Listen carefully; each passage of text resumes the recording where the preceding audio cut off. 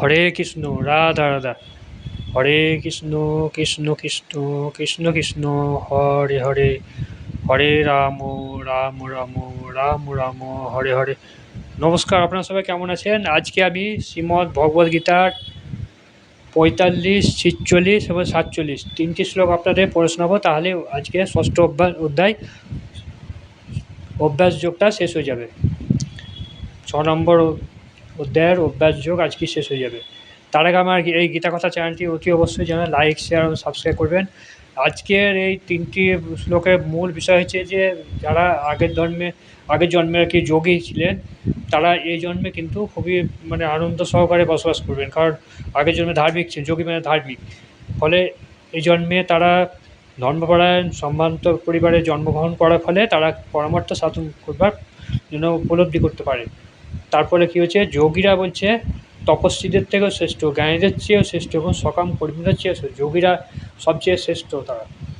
অর্থাৎ তাদের মধ্যে কোনো পাপ নেই। তারা যোগী মানে যোগী তো ঠকবার যোগী নয়, যারা প্রকৃত ভগবানের সেবা করেছে, কৃষ্ণ ভাবনায় ভাবিত হয়েছেন, সেই সব যোগীদের কথা হচ্ছে আজকে মূল বিষয় হচ্ছে। তাই মূল বিষয় হচ্ছে যে যোগ করলে পরে আপনি এই জন্মে যদি যোগ করেন, অর্থাৎ ভগবানের সান্নিধ্য করেন, ভগবানের সেবা করেন, ভগবানের সবসময় নাম জপ করেন, ভগবানের, তাহলে আপনি ভগবানের খুব কাছের লোক হবেন। ফলে আপনার পরের জন্মে কিন্তু আর কোনো, এই জন্মে হয়তো কষ্ট হবে, কিন্তু কর্মফলটা কিন্তু পরের জন্মে পাবেন। ফলে ভালো বংশে এবং ব্রাহ্মণ বংশে হোক, কিন্তু ভালো পরিবারে, পবিত্র পরিবারে আপনি জন্মগ্রহণ করবেন, আপনার কোনো জীবনে কোনো অসুবিধা হবে না, সুখ স্বাচ্ছন্দ্য ভোগ করবেন। তাই বলছেন যে যোগীরা হচ্ছে সর্বশ্রেষ্ঠ। এটা হচ্ছে মূল বক্তব্য। যাই হোক, শুরু করছি 45 নম্বর শ্লোক। শ্রী শ্রী প্রভুপাদের গীতার গান। যত্নমাত্র করি যোগী কার্য সিদ্ধ করে, জন্ম জন্মান্তরে সিদ্ধ বর্ণাবতরে। যোগী অনুবাদ: যোগী ইহ জন্মে পূর্বকৃত যত্ন অপেক্ষা অধিকতর যত্ন করে পাপমুক্ত হয়ে পূর্ব জন্মের সাধন সঞ্চিত সংস্কার দ্বারা সিদ্ধিলাভ করে পরম গতি লাভ করেন। তাৎপর্যতে বিশ্লেষণ: ধর্মপরায়ণ, সম্ভ্রান্ত এবং পবিত্র পরিবারে জন্মগ্রহণ করার ফলে মানুষ পরমার্থ সাধন করবার তাৎপর্য উপলব্ধি করতে পারে। সংকল্পের সঙ্গে তার অসম্পূর্ণ সাধনাকে পূর্ণ করতে প্রয়াসী হন। এইভাবে সমস্ত জড়পুরুষ থেকে মুক্ত হয়ে তিনি কৃষ্ণ ভাবনা লাভ করেন। তারপর কী বলছে, যারা ধর্মপরায়ণ সম্ভ্রান্ত পরিবারে জন্মগ্রহণ করার ফলে কী বলছে, মানুষ পরমার্থ সাধন করবার জন্য তাৎপর্য হয়ে পড়ে। এটা যোগীদের কথা বলছে। সংকল্পের সঙ্গে তার অসম্পূর্ণ সাধন পূর্ণ করতে প্রয়াস হন, যারা আগের জন্মে যোগী ছিলেন তাদের কথা বলছে। এইভাবে তিনি জড়কলুষ থেকে মুক্ত হয়ে তিনি কৃষ্ণ ভাবনা লাভ করেন। কৃষ্ণ ভাবনায় হচ্ছে জড়কলুষ থেকে মুক্ত হওয়ার একমাত্র প্রকৃত পন্থা। এ সম্বন্ধে ভগবদ্গীতাতে বলা হয়েছে, জন্মান্তরে বহু কর্মের ফলে কেউ যখন পাপ ও জড়জগতে মোহময় দ্বন্দ্ব থেকে পূর্ণরূপে মুক্ত হন, তখন তিনি দৃঢ় সংকল্পের সঙ্গে ভগবানের সেবায় তৎপর হন। জন্মান্তরে বহু কর্মফল ভালো করার জন্য, অর্থাৎ পূর্ণ কর্মফলের জন্য তিনি পাপ ও জড়জগতের মোহ থেকে দ্বন্দ্বরূপে পূর্ণ থেকে মুক্ত হন, এবং এই জন্মে তিনি দৃঢ় সংকল্পে ভগবানের সেবায় তৎপর হচ্ছেন।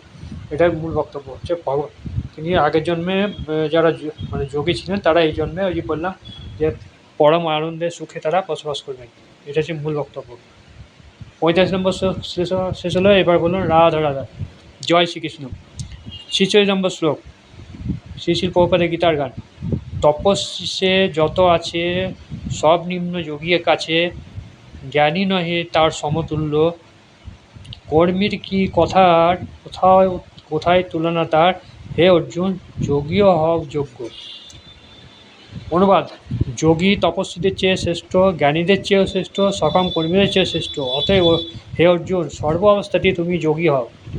অর্জুনকে উপদেশ, তুমি সর্বাবস্থাতেই যোগী হতে হয়েছে। তাৎপর্য বিশ্লেষণ: যোগের অর্থ হচ্ছে পরমেশ্বরের সঙ্গে চেতনের সংযোগ। বিভিন্ন পন্থা অনুসরণ করে যোগকে বিভিন্ন নামে অভিহিত করায়।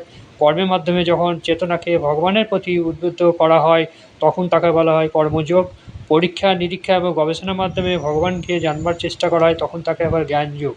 তাহলে কী হচ্ছে, কর্মের মাধ্যমে যে চেতনার মাধ্যমে জানা হয়, কর্মের মাধ্যমে তাকে ভগবানকে জানা হয়, তাকে বলে কর্মযোগ। আর পরীক্ষা নিরীক্ষা করে গবেষণার মাধ্যমে ভগবানকে জানা হয়, তখন তাকে বলে জ্ঞানযোগ।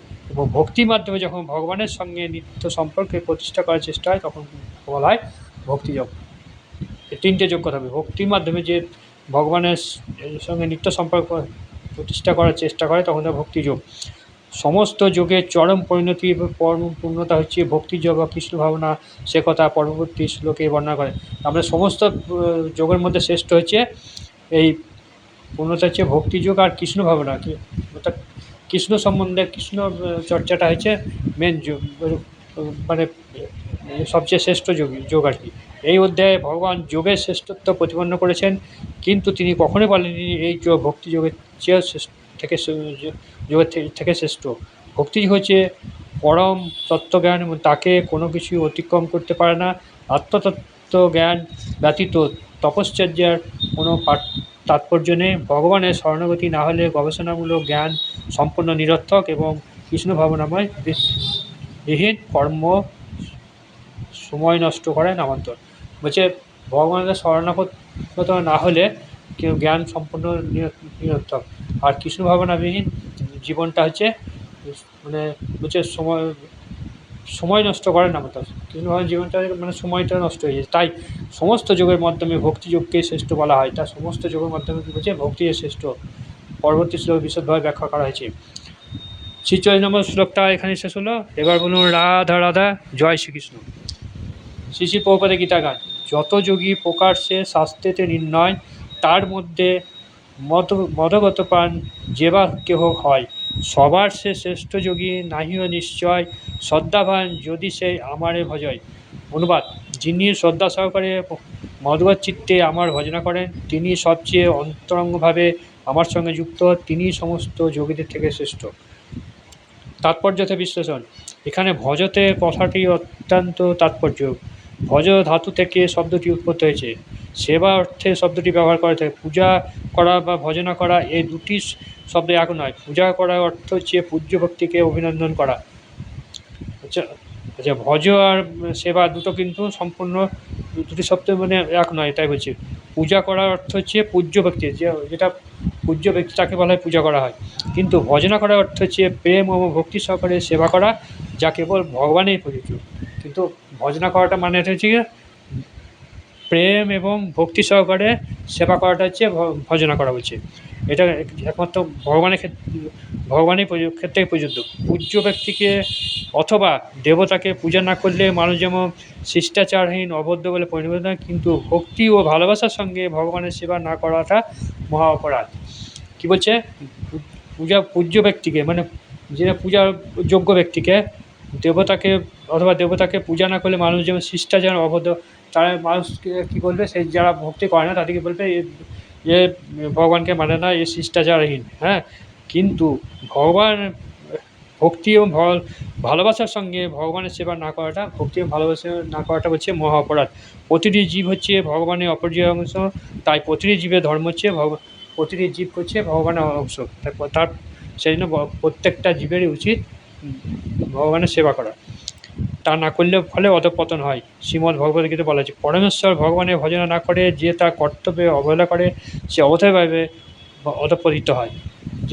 যে ভগবানের ভজনা না করে, যা তাকে এবং তার কর্তব্য হচ্ছে ভগবানকে সেবা করা, যে না করে সে তার মানে অধঃপতিত জীবন হয়, তাই বলছে। এই শ্লোকে ভজন্তি কথাটি ব্যবহার করেছে। পরমেশ্বর শ্রীকৃষ্ণকে কেবল ভজনা করার নির্দেশ দিয়েছে। ভজন্তিটা কী বলছে? শ্রীকৃষ্ণ ভগবানকে সেবা ভজনা করার কথা বলা হয়েছে, কিন্তু দেবদেবী অন্যান্য মহৎ জীবের পূজা করার নির্দেশ দেওয়া হয়। শ্রীমদ্ ভগবদ্গীতাতে শ্লোকে অবজান্তি শব্দটি উল্লেখ ভগবদ্গীতাতে পাওয়া যায়। অবজান্তি মাম মূঢ়া, যারা অত্যন্ত মূঢ় তারাই কেবল পরমেশ্বর ভগবানের শ্রীকৃষ্ণকে যথাযথভাবে জানতে না পেরে অবজ্ঞা করে। তাই ভজনা করা এবং পূজা করার মধ্যে যে কী পার্থক্য তারা নিরূপণ করতে পারে না। তাহলে ভজনা করা আর পূজা করার মধ্যে পার্থক্যটা তারা কেউ নিরূপণ করতে পারে না, কারণ তারা হচ্ছে অত্যন্ত মূঢ় অর্থাৎ মূর্খ ব্যক্তি, তাই বলছে। সব রকমের যোগ সাধনার চরম পরিণতি ভক্তিযোগ, যেটা আগে বললাম ভক্তিযোগ হচ্ছে মেন। এটা ভক্তিযোগটা আছে সব ধরনের যোগ সাধনার চরম পরিণতি। অন্যান্য সমস্ত যোগের উদ্দেশ্য যে ভগবতী বা ভক্তিযোগের স্তরে উন্নতি হওয়া। যোগ বলতে প্রকৃতপক্ষে ভক্তিযোগকে বোঝায়, আর অন্য সমস্ত যোগগুলিকে সমন্বয়ে ভক্তিযোগের সঙ্গে যুক্ত। তার যোগ বলতে কী হচ্ছে ভক্তিযোগ, আর অন্যান্য যোগগুলো হচ্ছে ভক্তিযোগের অংশটা। কর্মযোগ থেকে শুরু করে ভক্তিযোগের শেষ পর্যন্ত আত্মতত্ত্বজ্ঞান লাভের এক সুদীর্ঘ পথ। কর্মফল ভোগের বাসনা পরিত্যাগ করে নিষ্কাম কর্ম থেকে এই পথে শুরু। কর্মযোগের মাধ্যমে যখন জ্ঞান ও বৈরাগ্যের উদয় হয় তখন সেই পর্যায়ে বলা হয় জ্ঞানযোগ। তাহলে বলছে কর্মযোগের মাধ্যমে যে জ্ঞান ও বৈরাগ্য উদয় থাকে তা বলে জ্ঞানযোগ। দৈহিক ক্রিয়াকলাপের মাধ্যমে মনকে একাগ্র করে ভগবানের ধ্যানে মগ্ন করা হয় তখন তাকে বলা হয় অষ্টাঙ্গ যোগ। কী বলছে, মানে দেহের দ্বারা যে ক্রিয়াকলাপের মাধ্যমে মনকে একাগ্র করে ভগবানের ধ্যানে মগ্ন হয় তাকে বলা হয় অষ্টাঙ্গ যোগ। অষ্টাঙ্গ যোগে অষ্টসিদ্ধিকে অতিক্রম করে ভগবান শ্রীকৃষ্ণের শরণাগত হয় হচ্ছে ভক্তিযোগ। অষ্টাঙ্গ যোগ অতিক্রম করে বলছে ভগবানের শরণাগত, শ্রীকৃষ্ণের শরণাগত হয় ভক্তিযোগ। প্রকৃতপক্ষে এই ভক্তিযোগ হচ্ছে চরম পরিণতি, কিন্তু পুঙ্খানুপুঙ্খভাবে ভক্তিযোগের তাৎপর্য উপলব্ধি করতে হলে সমস্ত যোগ সম্বন্ধে অবগত হতে হয়।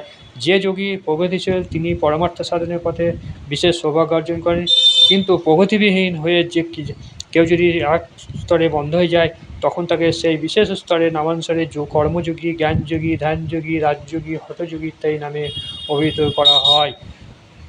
এখানে কি বলছে, যে যোগী প্রগতিশীল তিনি পরমার্থ সাধনের পথে বিশেষ সৌভাগ্য অর্জন করেছেন, কিন্তু প্রগতিবিহীন হয়ে কেউ যদি কোনো এক স্তর বন্ধ হয়ে যায় তখন সেই ধরনের বিশেষ নামান্তরে তাকে কর্মযোগী, জ্ঞানযোগী, হঠযোগী নামে অভিহিত করা হয়। পরম সৌভাগ্যের ফলে কেউ যখন ভক্তিযোগের স্তর উন্নত হয় তখন সে বুঝতে হবে যে তিনি সব যোগের স্তর অতিক্রম করেছেন। কেউ যদি পরম সৌভাগ্যের মাধ্যমে ভক্তিযোগের স্তরে উন্নতি হয়ে যায় তাহলে তখন বুঝতে হবে সে এই সমস্ত, এই যে বলছে জ্ঞানযোগী, ধ্যানযোগী, রাজযোগী, হঠযোগী ইত্যাদি সমস্ত যোগকে তিনি অতিক্রম করেছেন। তাই কৃষ্ণভাবান্বিত লাভ করে কৃষ্ণভক্ত হয় যোগমার্গের সর্বোচ্চ শিখর। তাই কৃষ্ণভাবান্বিত লাভ করে হচ্ছে কৃষ্ণভক্ত হওয়াটা হচ্ছে যোগমার্গের সবচেয়ে উঁচু স্তর। যেমন আমরা যখন হিমালয় পর্বতের কথা বলি তখন আমরা পৃথিবীর সর্বোচ্চ পর্বতমালা সম্পর্কে বলি। হিমালয়ের কথা বললে তো আমরা বলি না যে আমরা সর্বোচ্চ পর্বতমালা কী। এই হিমালয়ে আবার সর্বোচ্চ শিখর হচ্ছে মাউন্ট এভারেস্ট। তাহলে হিমালয়ের সর্বোচ্চ পর্বতমালা হচ্ছে মাউন্ট এভারেস্ট। এই মাউন্ট এভারেস্টটা এখানে কি, এখানে হচ্ছে যে কৃষ্ণ ভাবনায় ভাবতে ভক্তি যোগটা হচ্ছে মাউন্ট এভারেস্ট। এখানে কৃষ্ণ ভক্ত হওয়াটা, এখানে যোগ মার্গের মাধ্যমে সর্বোচ্চ শিখর হচ্ছে কৃষ্ণ ভাবনায় ভাবতে হয়েছে যে যোগ সাধনা করছেন সেইটা হচ্ছে সে হচ্ছে মাউন্ট এভারেস্টের সঙ্গে তুলনা করছে। অনেক সৌভাগ্যের ফলে মানুষ কৃষ্ণ ভাবনায় লাভ করে ভক্তিযোগের পথ অবলম্বন করে এবং বৈদিক শাস্ত্রের নির্দেশ অনুযায়ী এই যোগ অনুসরণ করে। আদর্শ যোগী শ্যামসুন্দরের ধ্যানে মগ্ন থাকেন। ভগবান শ্রীকৃষ্ণকে শ্যামসুন্দর বলা হয় কারণ তার অঙ্গকান্তি জল ভরা মেঘের মতো নীলাভ, তার মুখরবিন্দ সূর্যের মতো প্রফুল্লোজ্জ্বল, তার বসনমণি রত্নের দ্বারা বিভূষিত, তার শ্রীঅঙ্গ ফুলমালায় সুভূষিত, তার দিব্য অঙ্গকান্তি ব্রহ্মজ্যোতির সর্ব ঐশ্বর্যময় প্রভায় সর্বদিত উদ্ভাসিত। শ্রীরামচন্দ্র নৃসিংহদেব, শ্রী বরাহদেব তথা স্বয়ং শ্রীকৃষ্ণরূপে তিনি অবতরণ করেন। তিনি হচ্ছেন সমস্ত অবতারের অবতারী, তিনি হচ্ছেন পরমেশ্বর ভগবান শ্রীকৃষ্ণ। তাহলে শ্রীকৃষ্ণের আমরা কতগুলো রূপ দেখতে পাই। শ্রীকৃষ্ণকে শ্যামসুন্দর বলে কারণ তার বলছে অঙ্গকান্তি জল ভরা মেঘের মতো নীলাভ, তার মুখরবিন্দ সূর্যের মতো প্রফুল্লোজ্জ্বল, তার বসন হচ্ছে মণিরত্নের দ্বারা বিভূষিত, তার শ্রীঅঙ্গ ফুলমালায়। কত সুন্দর বর্ণনা করেছে শ্রীকৃষ্ণ, মানে শ্রীকৃষ্ণ রূপটা কত সুন্দর, হ্যাঁ সেটা এখানে বর্ণনা করা হয়েছে। শ্রীরামচন্দ্র, নৃসিংহদেব, শ্রী বরাহদেব তথা স্বয়ং শ্রীকৃষ্ণ রূপে অবতার। এরা হচ্ছে একটা ভগবানের, শ্রীরামচন্দ্র, নৃসিংহদেব, বরাহদেব, এরা কী বলছে শ্রীকৃষ্ণের একটা, এরা মানে রূপে অবতরণ করেছেন। তিনি হচ্ছেন সমস্ত অবতারের অবতারী, তিনি হচ্ছেন পরমেশ্বর ভগবান শ্রীকৃষ্ণ। তার সমস্ত রূপের থেকে অবতার হচ্ছে ভগবান শ্রীকৃষ্ণ, হচ্ছেন পরমেশ্বর ভগবান অবতার। তার মাতা যশোদার নন্দন রূপে যখন সাধারণ মানুষের মতো আবির্ভাব হন এবং শ্রীকৃষ্ণ, গোবিন্দ, বাসুদেব ইত্যাদি নামে পরিচিত হন। কী বলছে, যা সাধারণ মানুষ রূপে যখন আবির্ভূত হয়েছেন তখন তার নাম শ্রীকৃষ্ণ, গোবিন্দ, বাসুদেব নামে পরিচিত। তিনি হচ্ছে আদর্শ সন্তান, আদর্শ পতি, আদর্শ সখা, আদর্শ প্রভু। তিনি সমস্ত ঐশ্বর্যে পরিপূর্ণ, অপ্রাকৃত গুণাবলীতে বিভূষিত। ভগবানের এই স্বরূপ যিনি সম্পূর্ণ উপলব্ধি করেছেন তিনি হচ্ছেন পরম যোগী। ভগবানের রূপ কত সুন্দর, তারা আপনারা বুঝতে পারছেন তো। ভগবান হচ্ছেন আদর্শ সন্তান, তিনি হচ্ছে আদর্শ সন্তান। যখন তিনি আর কি জন্মগ্রহণ করেন সাধারণ মানুষের মতন তখন আদর্শ পতি, আদর্শ প্রতিমা, আদর্শ স্বামী, আদর্শ সখা, আদর্শ বন্ধু আর কি, আদর্শ প্রভু। তিনি সমস্ত ঐশ্বর্যে পরিপূর্ণ এবং অপ্রাকৃত গুণাবলীতে বিভূষিত। তাহলে কত সুন্দর এখানে এই কয়টা লাইনে ভগবানের রূপ, শ্রীকৃষ্ণের রূপটা আমরা বর্ণনা পেলাম। তিনি হচ্ছেন পরম যোগী, যিনি ভগবানের এই স্বরূপ সামনে যিনি এই ভগবানের এই রূপ এবং জ্ঞান যিনি অবলোক করেছেন, মানে জানতে পেরেছেন, তিনি হচ্ছেন পরম যোগী। যোগীর এই পুণ্য সাধিত ভক্তিযোগের মাধ্যমে একথা বৈদিক শাস্ত্রে বলা হয়েছে, যে সমস্ত মহাত্মারা ভগবান শ্রীকৃষ্ণ এবং গুরুদেবের প্রতি ঐকান্তিক ভক্তি লাভ করেছেন, তাদের কাছে সমস্ত বৈদিক জ্ঞানের সম্পূর্ণ তাৎপর্য প্রকাশিত। ভক্তি হচ্ছে লৌকিক এবং পরলৌকিক সবসময় বিষয় এবং বাসনা রচিত ভগবত সেবা। বিষয় বাসনা থেকে মুক্ত হয় মনকে শ্রীকৃষ্ণের সেবায় পূর্ণরূপে তন্ময় করা, এটা হচ্ছে নৈষ্কর্মের উদ্দেশ্য। এগুলো হচ্ছে যোগে পরম সিদ্ধি, ভগবান বা শ্রীকৃষ্ণ ভাবনা অনুসরণ করার কয়েকটি পন্থা। তাহলে এটা শেষ হলো। ভক্তি বেদান্ত কহে শ্রীগীতার গান, শুনে যদি শুদ্ধ ভক্ত কৃষ্ণগত প্রাণ। তাহলে আজকের মতো অভ্যাস যোগ শেষ হলো। এরপরে শুরু হবে বিজ্ঞান যোগ, সপ্তম অধ্যায়, ষষ্ঠ অধ্যায় অভ্যাস যোগ আমি আজকে শেষ করলাম। এবার বলুন রাধা রাধা, জয় শ্রীকৃষ্ণ। আমার এই গীতা পাঠ আপনাদের কেমন লাগলো অতি অবশ্যই যেন জানাবেন, আপনার মতামত দেবেন এবং লাইক, শেয়ার এবং সাবস্ক্রাইব করতে ভুলবেন। সাবস্ক্রাইব অতি অবশ্যই করবেন। সাবস্ক্রাইব করলে কী হবে, যেমন আমি ষষ্ঠ অধ্যায় শেষ করে সপ্তম অধ্যায়ের দিকে যাব, তখন আপনারা সেগুলো শুনতে পাবেন। তার আগে আমি যেগুলো পড়ে শোনালাম সেগুলো আপনারা শুনতে পাবেন। আজকে এখানে শেষ করছি। নমস্কার, রাধা রাধা।